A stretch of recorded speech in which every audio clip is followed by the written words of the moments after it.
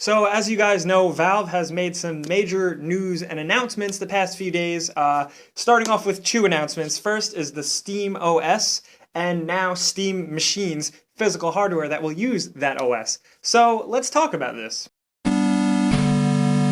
Now, SteamOS, I think, is something that we all saw coming. It looks like, to me, the natural extension or evolution of what they were trying to do with big picture mode. If any of you played with that, it was kind of just like a full screen version of a way to browse your games and stuff like that. But I do think that SteamOS is really exciting, especially for someone like me who specifically would use it, but that's just me. It's a very specific thing that I think is geared towards everyone, but may not necessarily reach everyone. Now, for me personally, I do all my work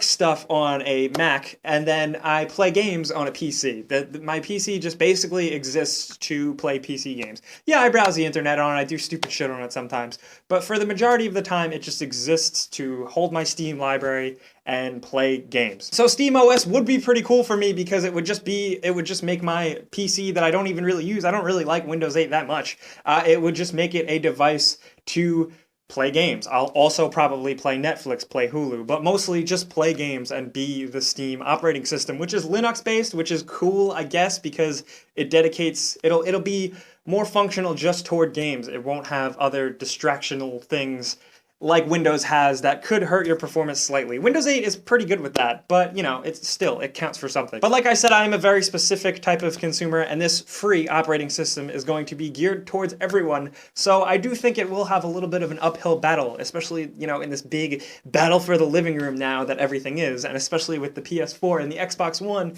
geared specifically towards that. That's the one difficulty I see the SteamOS having is in terms of adoption. It's almost like, I hate to compare it to something like Facebook Home, that kind of Android operating system that Facebook released, that is kind of just a phone operating system centered around pretty much just Facebook. And I played around with it and stuff, and the fact that it wasn't optimized for the hardware and did kind of cut out things that you could also still be doing on your phone kind of hurt it. Now, I think people might see this the same way if they marketed it a certain way. Maybe not, but that's kind of how I see it. Granted, I know it's much more than that, but I don't know. And now the Steam box, which is now called the Steam Machine, which sounds a lot like Cheese Machine, if any of you know, is interesting because they are using third-party manufacturers, which is a no-brainer. And this thing is going to be free. This OS is going to be free to put on any devices. But now it looks like Valve is going to be licensing official different types of Steam machines that you can use and customize, and there's different ranges.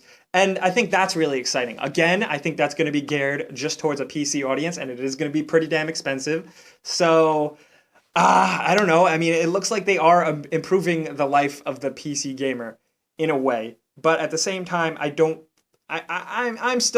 cautiously optimistic, and I'm very curious to see how they're going to go after the mainstream market, which I think that's what they're gunning for with this, but I'm curious to see how they can get everyone in on the PC gaming thing. Of course, Valve still has to announce, apparently they're going to announce a controller next. At the time of this video, they haven't announced that, but that could be pretty cool because Valve is very into alternative input devices. We'll see how alternative they get with this. This might just be a traditional standard controller, but I am excited to see what they have. And overall, this whole SteamOS package thing is exciting, but like I said, it's exciting for me, but it might not be exciting for everyone depending on your needs. So this is what we got to talk about, guys. If you are a PC gamer, let me know what you think about this. I really value what you guys think about this. But more importantly, those of you that aren't PC gamers, those of you who are curious about it, maybe you wouldn't mind testing your feet in the waters, what do you guys think about it? I really want to know, like, if this thing seems like it's going to be worth your time. Maybe if they take the PC gaming aspect and make it a little cheaper and maybe cut out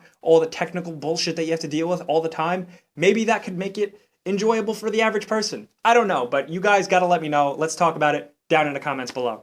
So that's it for me, guys. I don't say this enough, but thank you for watching this video. You guys are awesome. But if this is your first time watching, you can like me on Facebook, you can yell at me on Twitter, and you can subscribe because video games.